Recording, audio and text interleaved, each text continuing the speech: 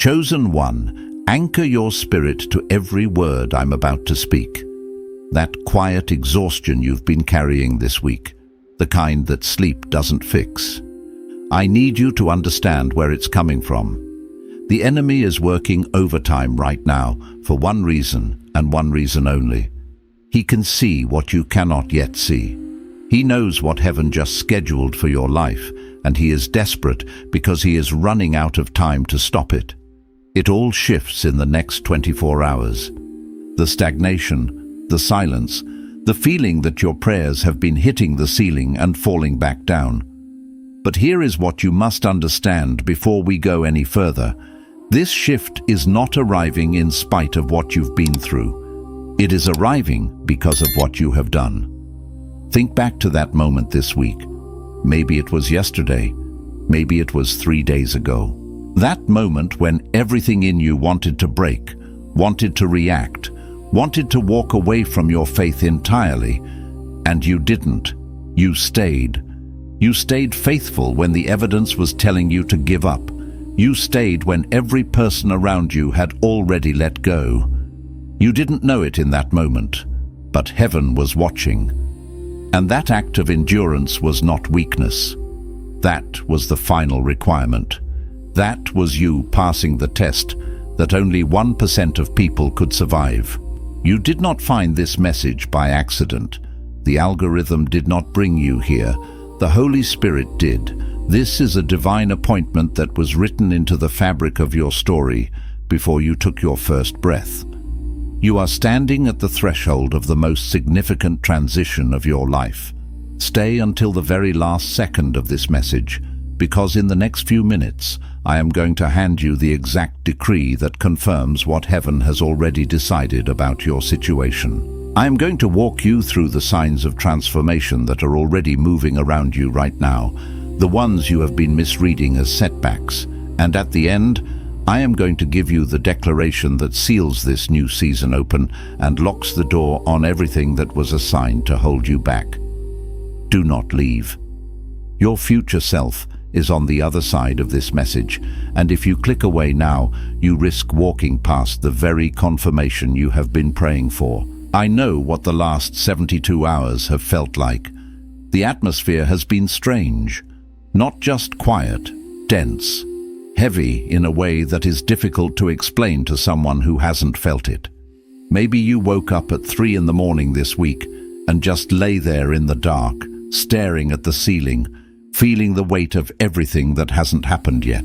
Or maybe you were in the middle of a completely ordinary moment, standing in the kitchen, sitting at your desk, and a wave of grief moved through you with no clear source. A grief that felt less like sadness and more like waiting. You feel suspended, like you are floating in the space between the life you have been living and the life you were promised. And in that suspension, in that in-between place, the enemy has begun whispering a very specific lie. Listen to what has been playing in the back of your mind this week. He is telling you that the reason everything feels stalled is because you are not enough. He is replaying a specific moment. Maybe the moment you chose to stay silent when you wanted to fight back. Maybe the moment you walked away from a situation instead of pushing through. Maybe the moment you finally stopped trying to hold something together that kept falling apart. The accuser has been pointing at that moment and telling you that it was failure, that it was the reason the blessing has been delayed, that because of that moment, you have somehow disqualified yourself from what God promised. But I need you to hear what the scripture actually says about this moment. Romans 8:28 says, "And we know that all things work together for good to those who love God, to those who are called according to his purpose." Listen to that promise carefully. All things. Not the easy things, not the victories. All things. The moment you think disqualified you, the silence you think was weakness, the walkaway you think was failure, all of it is working together. All of it has been held inside a divine architecture that you were never meant to fully see until now. The enemy wants you to believe that your story has been derailed, but derailment requires a track that is broken, and God does not build broken tracks. The heaviness you feel right now is not the weight of failure. It is the weight of arrival. It is the pressure that builds in the final seconds before a locked door swings open. You are not at the beginning of another long season. You are at the end of the last one. That moment you walked away from, that was not a mistake. That was faithfulness in its most refined form. That was 1% endurance. That was the final act of a test that heaven has already graded. And the verdict has already been written. You passed. Some messages don't just inform, they activate. If something stirred deep in your spirit just now, you may be ready to receive the Chosen One's blueprint. This sacred guide reveals the 8 divine patterns behind your calling, your suffering, and your destiny. It also comes with the full audiobook, so you can absorb it during prayer, rest, or quiet moments with God. And for those called to speak His truth, you'll also receive Activating Your Prophet Mantle, a powerful bonus ebook for those carrying a prophetic assignment. The link is in the first pinned comment, but only for a limited time. Now let's go deeper, because what you just received was not merely a fleeting thought or a gentle nudge. It was a potent confirmation, a divine echo resounding within your deepest self. But let me be clear, confirmation alone, however powerful, will not be the vessel that carries you across the turbulent waters of this season. It serves as a compass, not the ship itself. To truly navigate the complexities of this moment, you need to grasp the expansive, comprehensive panorama of what is truly unfolding.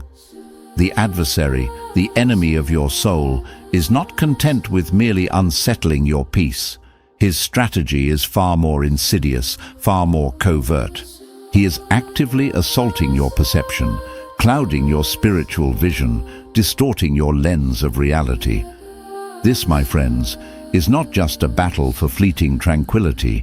It is a profound war for your spiritual understanding, a battlefield infinitely more treacherous and consequential than most people ever come to fully apprehend.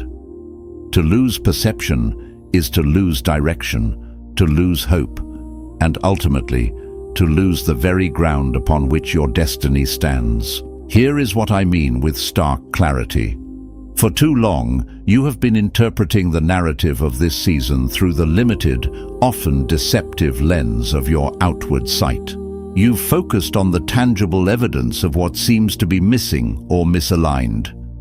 The echoes of unanswered prayers that hang heavy in the air, the agonizing delays that stretch into what feels like an eternity, the once vibrant relationships that have inexplicably gone silent, leaving a void, and the promising opportunities that appeared to slam shut just as you reached out to grasp them.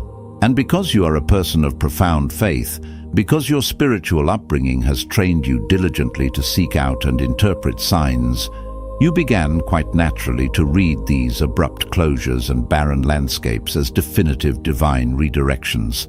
You told yourself, God is closing this door for a reason. Surely He has something better.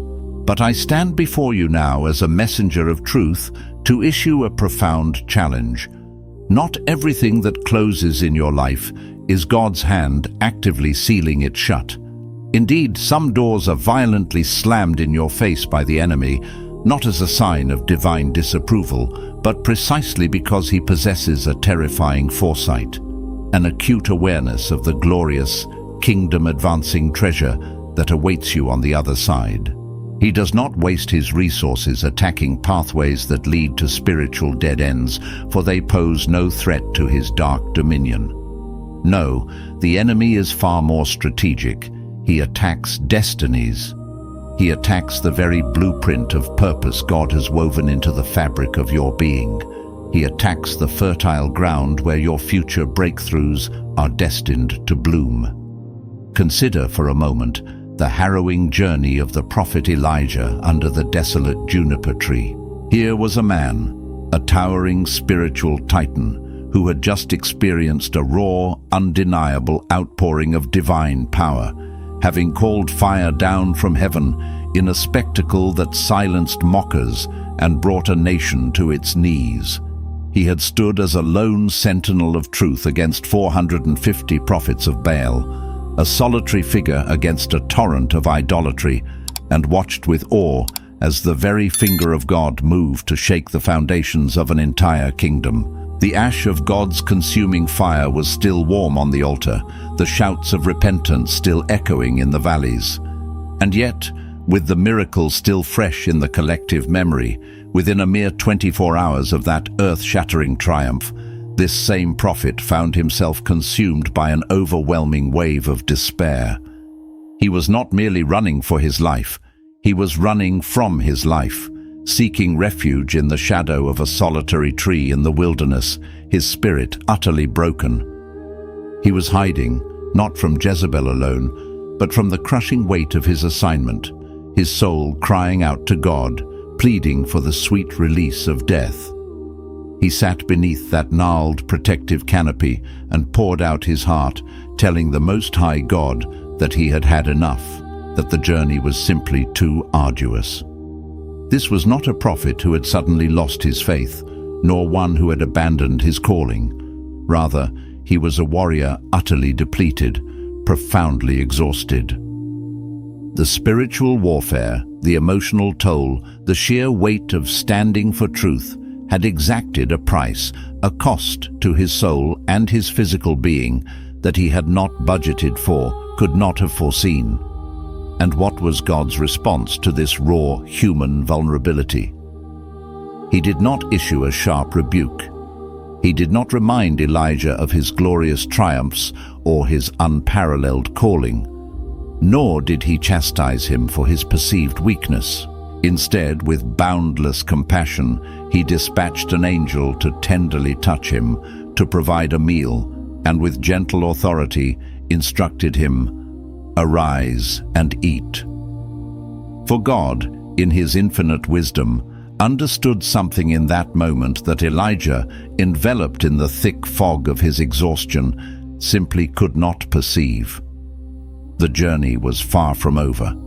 In fact, the most pivotal and profound part of his divine assignment still lay ahead, waiting just beyond the veil of his present weariness.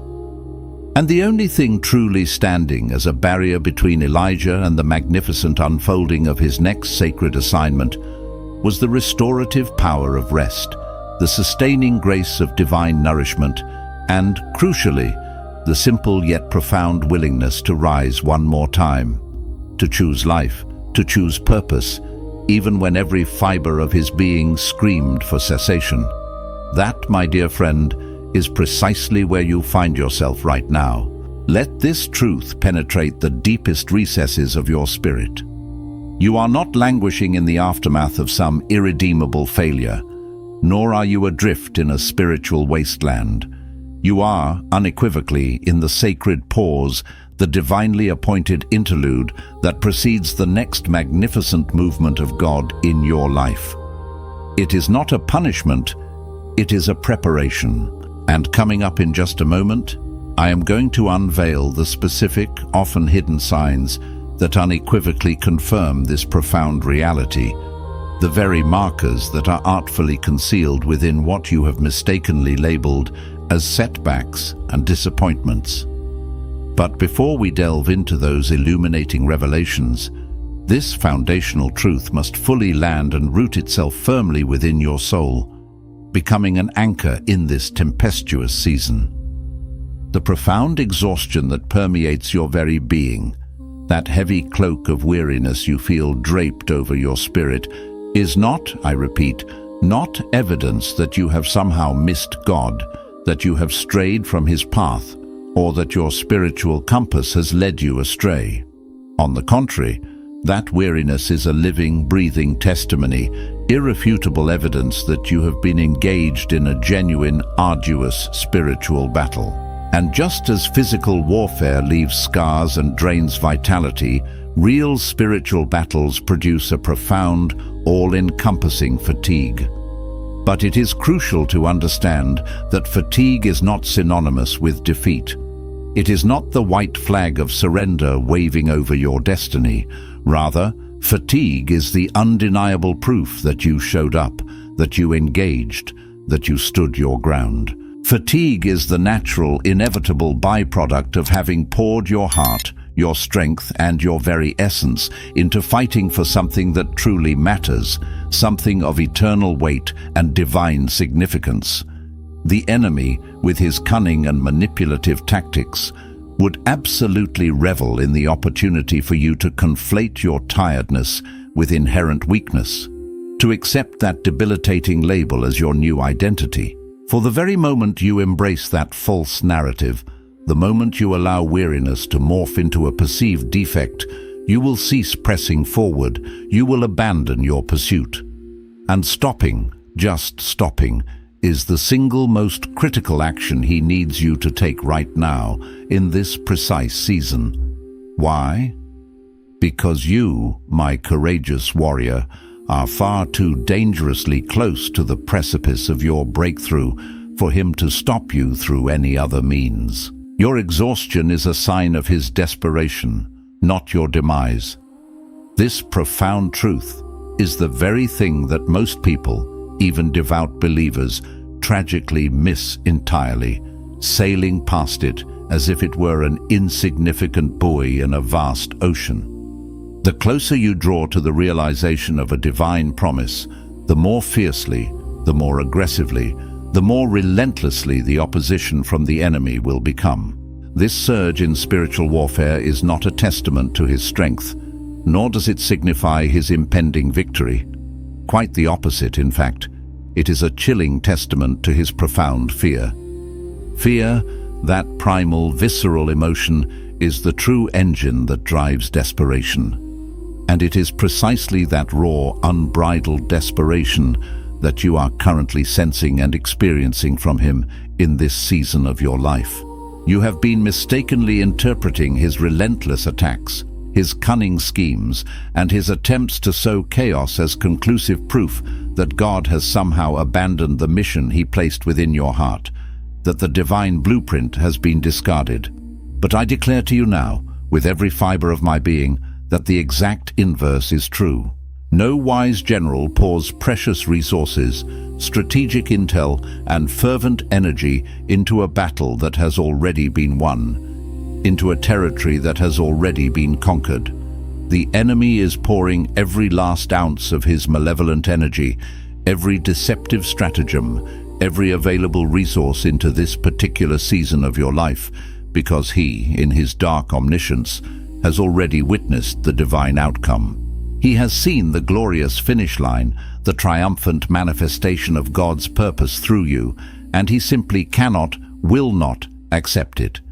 His aggressive resistance is the shadow cast by your approaching victory, and this profound realization, this shift in perspective, leads us to something that will likely strike you with the force of genuine surprise, because without fail, it always does when people encounter it for the very first time. The very signs that herald your imminent breakthrough are not going to manifest in the serene, predictable, or comfortably clear ways you have meticulously envisioned. They will not arrive adorned with an aura of perfect clarity, enveloped in a profound sense of calm, or accompanied by a sudden, effortless lifting of every single burden that has weighed you down. No, in the vast majority of cases, the final culminating moments directly preceding a monumental spiritual transformation feel paradoxically the most intensely chaotic. They feel the most bewilderingly uncertain. They feel, with an almost terrifying veracity, like everything you hold dear is simultaneously and irrevocably falling apart around you. This is not a malfunction of the divine plan. It is an intrinsic, indispensable requirement of transformation itself. For transformation, by its very nature, demands that the old familiar structure, the outdated paradigms, the limited beliefs, the comfortable but confining patterns, must utterly collapse, must be dismantled brick by painstaking brick before the glorious, expansive new one can ever be conceived, let alone meticulously constructed. You cannot possibly embark on a comprehensive renovation of a house, envisioning a new layout and fresh architecture, while all the worn-out furniture and decaying fixtures are still stubbornly entrenched in their original positions. Something fundamental has to be cleared away. Something deeply rooted has to be definitively removed. And this often violent, always necessary removal process is, almost without exception, rarely, if ever, comfortable. It is the painful yet powerful process of divine deconstruction preceding a supernatural reconstruction. Recall, if you will, the poignant narrative of the disciples on the treacherous waters of the Sea of Galilee on that storm-ravaged night. It is critical to grasp that they found themselves engulfed in that terrifying tempest, not because they had foolishly disobeyed Jesus' explicit command. On the contrary, they were plunged into the heart of that storm precisely because they had faithfully obeyed him. He, the Master, had instructed them with unwavering authority to get into the boat.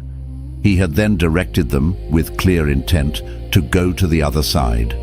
And yet, despite their obedient embarkation, despite their faithful trajectory, the furious wind began to howl with malevolent force.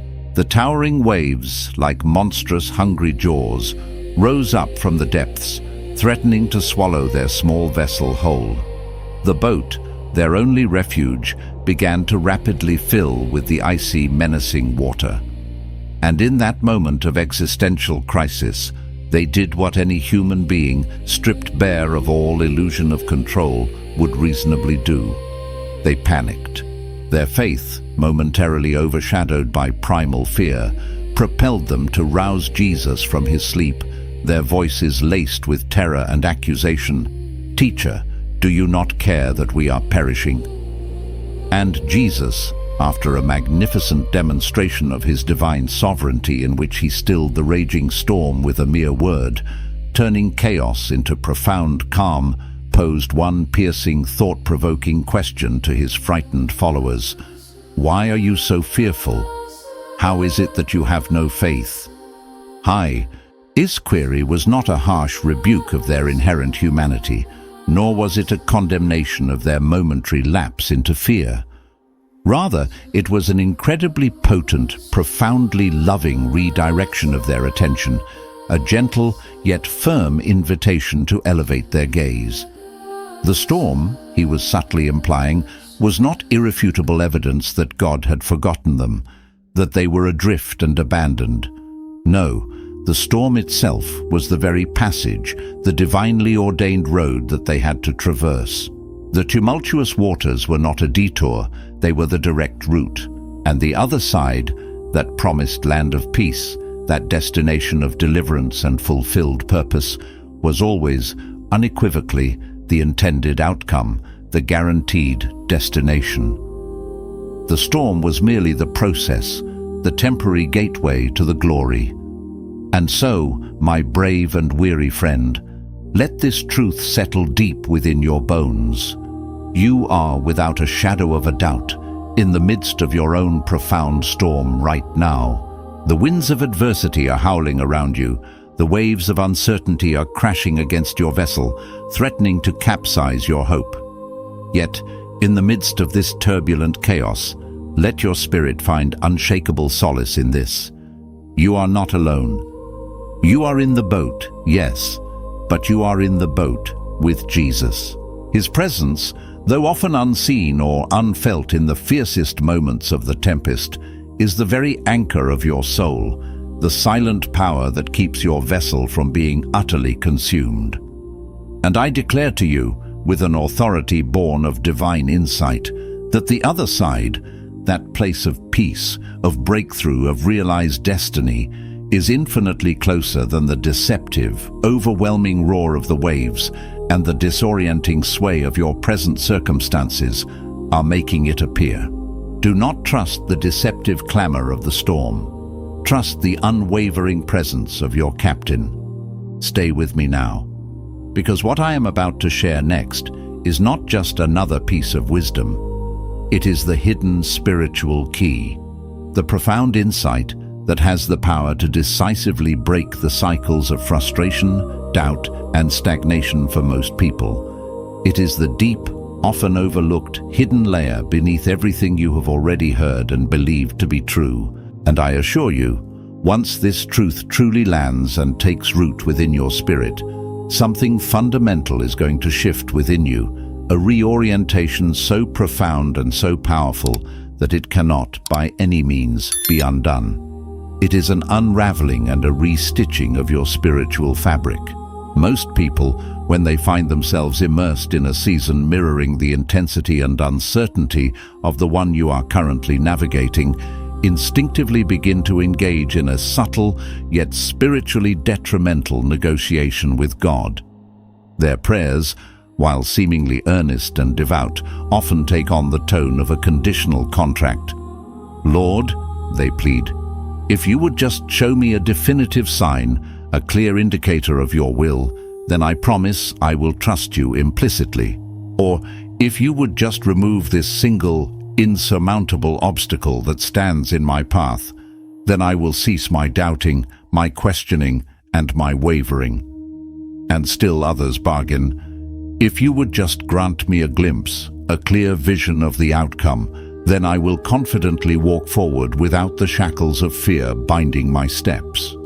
On the surface, such propositions sound eminently reasonable. They even bear the semblance of a deep and abiding faith. They sound like the fervent pleas of a yearning heart. However, upon closer inspection, this form of spiritual bargaining is, in essence, a deceptive and insidious form of transactional faith. It is a subtle tether, a spiritual anchor that paradoxically keeps you firmly fastened to the very place of stagnation and uncertainty you are so desperately striving to leave behind. Because what you are, in effect, truly communicating when you engage in such negotiations is this unspoken condition. "I will trust you, God, but only when the act of trusting you costs me absolutely nothing. I will believe when the path is clear, when the outcome is guaranteed, when all risk has been meticulously mitigated." And that, my beloved friend, is not the vibrant, life-altering essence of true faith. That is, at its core, mere calculation. It is a strategic assessment, a hedging of bets, a spiritual actuarial table. And let it be known unequivocally, God does not honor calculation. He does not respond to conditional contracts. He honors surrender. He honors the raw, open-handed, vulnerable trust that says, even if I cannot see a single step ahead, even if every external indicator points to impossibility, I choose to place my unwavering reliance on your character, on your faithfulness, and on your unfailing love. There exists a profound, often overlooked distinction between trusting God with the abstract notion of your future and actually trusting God in the gritty, immediate, often uncomfortable reality of your present moment. Most individuals find themselves readily willing to embrace the former. They will confidently believe for a future that looks vastly different from their current circumstances. They will, with earnest hope, envision and pray for a tomorrow that is demonstrably brighter, more fulfilling, and devoid of the struggles that currently besiege them. This future-oriented faith is commendable, and indeed, it is a vital component of the Christian walk. But the higher, more transformative form of trust, the trust that truly captivates the heart of heaven and mobilizes divine intervention, is trusting Him profoundly in the present. It is the radical act of choosing to lean into His sovereignty in the very middle of the storm, in the churning belly of uncertainty, in the disorienting space where absolutely nothing in your observable reality aligns with or resembles what you have so fervently prayed for. That, my friends, is the trust that moves heaven, the faith that alters atmospheres, the belief that unleashes supernatural power. It is the trust that Abraham, the father of faith, so magnificently embodied when God issued the most agonizing and incomprehensible command: to sacrifice Isaac, the very son through whom the promise of nations was supposed to miraculously come to fruition. Abraham, in that moment of profound personal crisis, did not engage in theological debate. He did not attempt to negotiate the terms of his obedience. He did not plead for clarity, for a detailed explanation of how God's promise could possibly be fulfilled if its very vessel was to be extinguished. Instead, with a quiet, resolute surrender that defies human logic, he rose early in the morning. He saddled his donkey, and he moved. He acted, not because he possessed a perfect understanding of God's intricate plan, but because his trust in the unchanging, faithful character of the God who made the impossible promise far outweighed and utterly transcended the perplexing, seemingly contradictory logic of the situation that lay starkly before him. His surrender in the present moment unlocked the miraculous future. And here, beloved, is where our journey goes even deeper, venturing into terrain that many are simply unwilling or unready to explore. The core reason you may have been grappling, struggling with an almost invisible resistance to fully reach that place of unreserved, unconditional surrender is not, as you might harshly judge yourself, because you inherently lack faith, or because your spiritual conviction is somehow insufficient. No, the truth is far more tender, far more human. It is because something profoundly significant within you is still grieving. You are perhaps unknowingly still carrying the heavy, palpable weight of what you had meticulously hoped for, what you had earnestly prayed for, what you had lovingly envisioned that did not in the end materialize in the exact way you expected it to. Perhaps it was a precious relationship that, despite your fervent prayers and deepest longings, did not heal or restore itself. Perhaps it was a golden door of opportunity that, with a cruel swiftness, closed decisively before you ever had the chance to walk through its threshold. Or perhaps most poignantly, it is a cherished version of your own story, a deeply held narrative of how your life was meant to unfold, that you were forced to release, to let go of, without the comforting balm of closure. And grief, when it remains unacknowledged, when its silent cries are stifled and its pain is pushed into the shadows, possesses an insidious power to masquerade. It disguises itself brilliantly as doubt, whispering insidious lies into the tender chambers of your heart. It camouflages itself as spiritual failure, telling you that the profound reason you cannot fully trust God right now is because your faith itself is broken, shattered beyond repair. But let me speak this truth with utmost clarity and compassion. What is actually broken, what is truly hurting, is not your faith, but your precious, tender heart. And the magnificent redemptive truth is that God, in His infinite mercy and restorative power, can work with a broken heart with far greater intimacy and transformative power than most people could ever begin to fathom. In fact, the ancient scripture of Psalm 34:18 tells us with breathtaking tenderness that the Lord is near to the brokenhearted and saves those who are crushed in spirit. It does not say He is near to the strong-hearted, the self-sufficient, or the ones who have meticulously figured out all the intricate complexities of life. No, it specifically declares His profound nearness to the broken-hearted, to those whose spirits are crushed beneath the weight of life's disappointments. Your unexpressed grief is not disqualifying you from His presence. On the contrary, it is positioning you uniquely and divinely for a depth of intimacy, a profound nearness to God that intellectual strength, emotional resilience, or self-sufficiency alone could never hope to access. It is in the shattered places that His glory shines most brightly. And coming up, prepare your heart, for this is the final, most profound layer of this message, the one that holds the power to either deeply offend you or profoundly free you. Quite possibly, it will do both in the same breath. But rest assured, this is the raw, unvarnished truth that everything else in this message has been meticulously building toward, a revelation designed to shatter limitations and unlock destiny. Because here is the part, the audacious truth. that you most likely did not expect, the one that will challenge your preconceived notions of struggle and breakthrough. The fundamental thing that has been, with an almost invisible tenacity, blocking your full and complete breakthrough is not, in fact, the external pressures of the enemy. It is not the painful wounds inflicted by people who betrayed you, who misunderstood you, or who walked away. It is not even the lingering echoes of unhealed wounds that you have been carrying, often unknowingly, deep within the hidden recesses of your soul. While these elements are undoubtedly real and painful, they are often symptoms, not the root cause.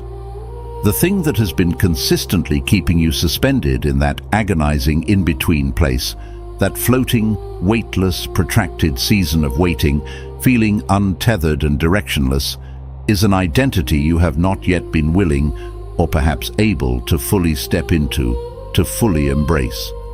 You have been caught in a paradoxical loop, waiting for external confirmation, for undeniable proof, before you courageously accept the sacred assignment that has already been bestowed upon you. You have been passively waiting for the blessing, the tangible manifestation of divine favor, to demonstrably arrive before you begin to walk with the inherent authority that was unequivocally given to you, not as a reward, but as a birthright, even before the blessing was ever audibly promised. You have been treating your anointing, that powerful divine impartation, like a trophy you have to laboriously earn, like a certificate of achievement that requires your tireless exertion. But let this truth resound in your spirit. It was never a reward to be earned. It was always, from the moment of your spiritual conception, a birthright, an inherent, unmerited inheritance gifted by the King of Kings. And a birthright does not patiently wait for your personal readiness, your emotional preparedness, or your perfect understanding. It waits with divine patience solely for your agreement, your simple yet profound yes. Consider the extraordinary journey of David. He did not instantaneously become the reigning king of Israel on the glorious day when the prophet Samuel poured the anointing oil over his young head in Bethlehem. No, the true spiritual ascension to his kingship, the moment he truly became King David in his spirit, occurred over a protracted and agonizing period of years, a season defined by running, hiding, betrayal, and constant threat from King Saul. He stepped into his royal destiny the day he stopped allowing Saul's pursuit to define his reality, the day he ceased identifying as the fugitive and instead accepted, deep within his spirit, that the throne was already undeniably his in the spiritual realm, regardless of his current circumstances. Similarly, Joseph did not suddenly step into the fullness of his destiny as the second most powerful man in Egypt the moment Pharaoh placed the signet ring on his finger, adorning him with outward symbols of authority. His true spiritual and internal stepping into destiny happened much earlier, in the bleak, forgotten confines of a prison cell. It was there, in that dark and undeserved place, that he chose to selflessly interpret dreams for other prisoners, even while his own magnificent, God-given dream of ruling and leading still lay utterly unfulfilled, seemingly crushed beneath the weight of injustice. The profound, undeniable truth is this: the outward, visible change always, without fail, follows and is predicated upon the inward spiritual agreement. And heaven, in its patient and perfect timing, has not primarily been waiting for your external circumstances to miraculously change, for the storms to abruptly cease, or for all the obstacles to be magically removed. No, heaven has been waiting with eager anticipation for you to agree with what it already sees, with what it already knows to be true, when it looks upon your spirit and gazes upon the divine blueprint of your life.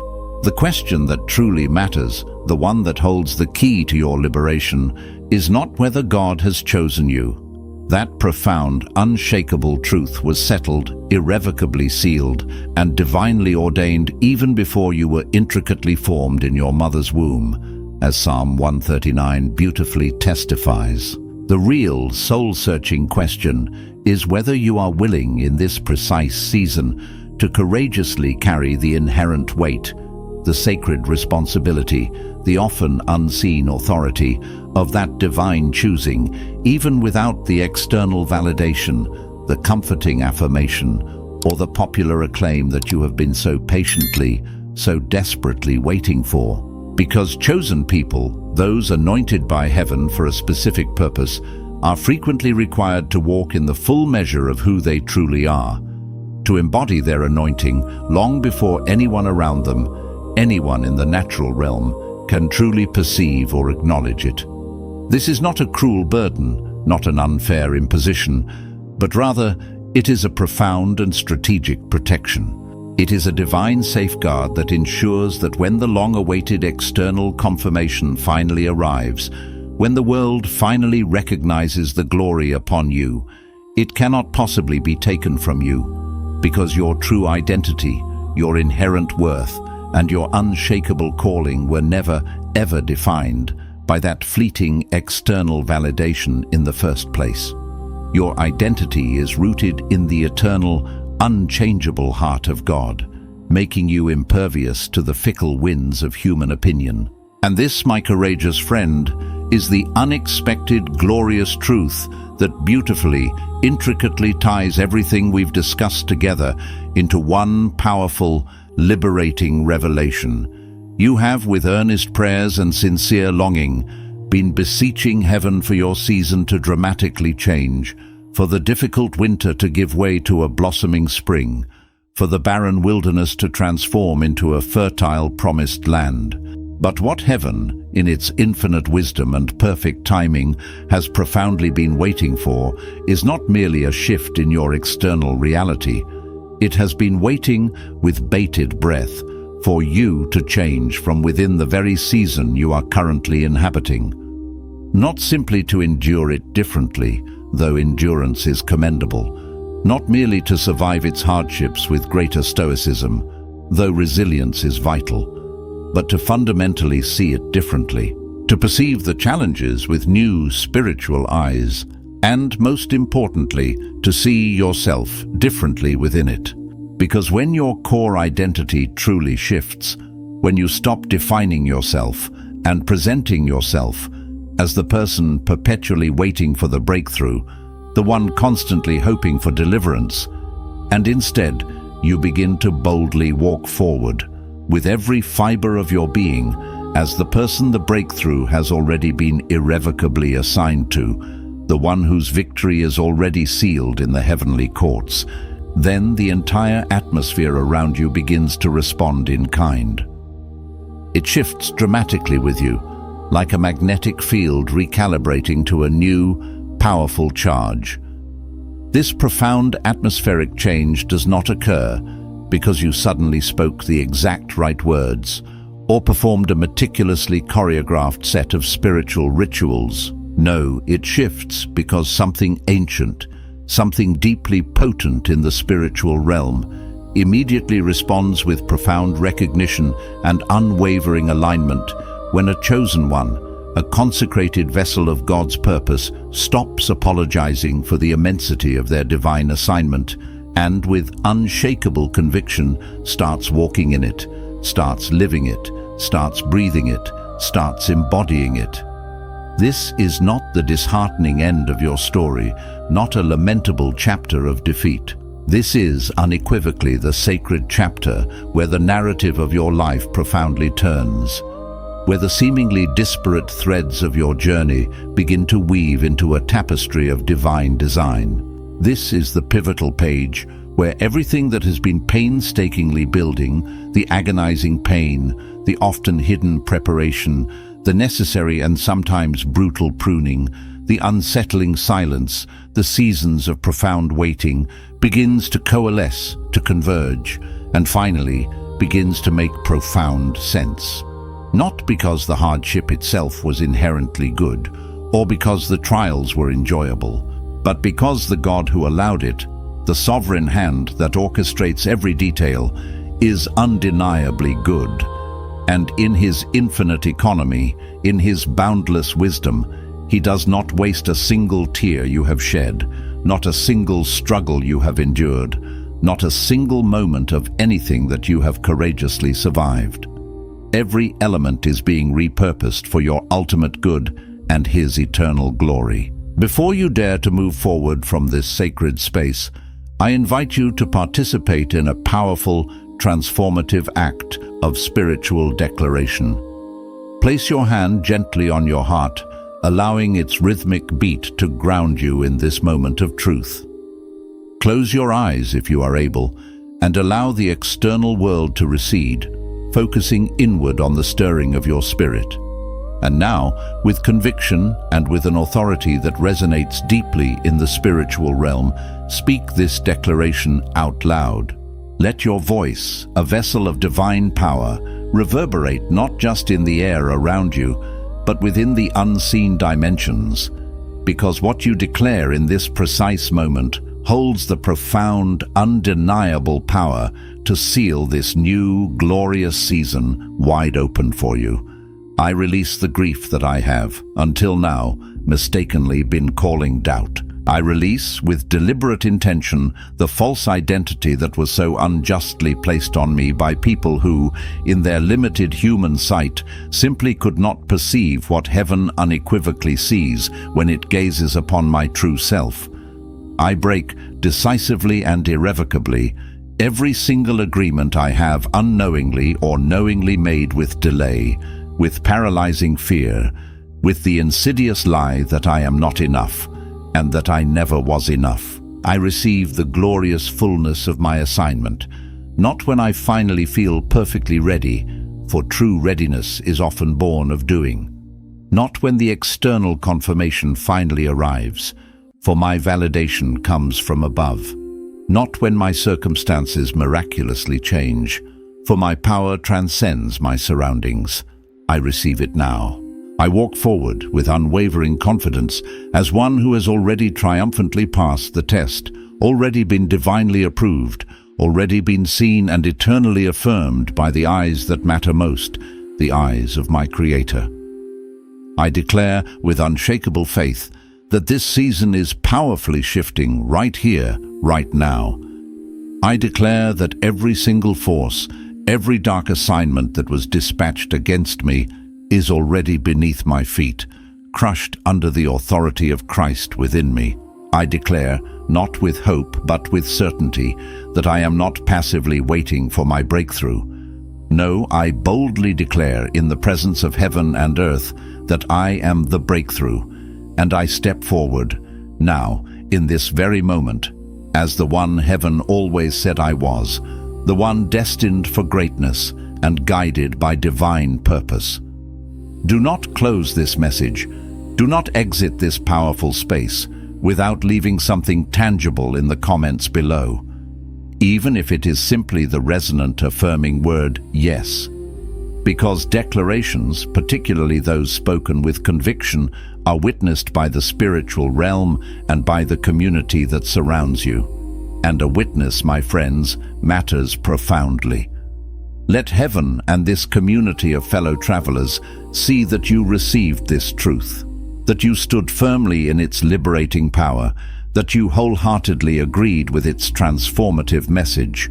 And if there is someone in your life, a friend, a family member, a colleague, who is currently navigating a season that mirrors the challenging, perplexing descriptions I have illuminated tonight, I implore you, share this message with them. For some people, some precious souls are just one profound confirmation away from experiencing the greatest, most monumental shift of their entire lives. And you, in this divine moment, may very well be the very instrument God chooses to use, the chosen messenger to deliver that life-altering word.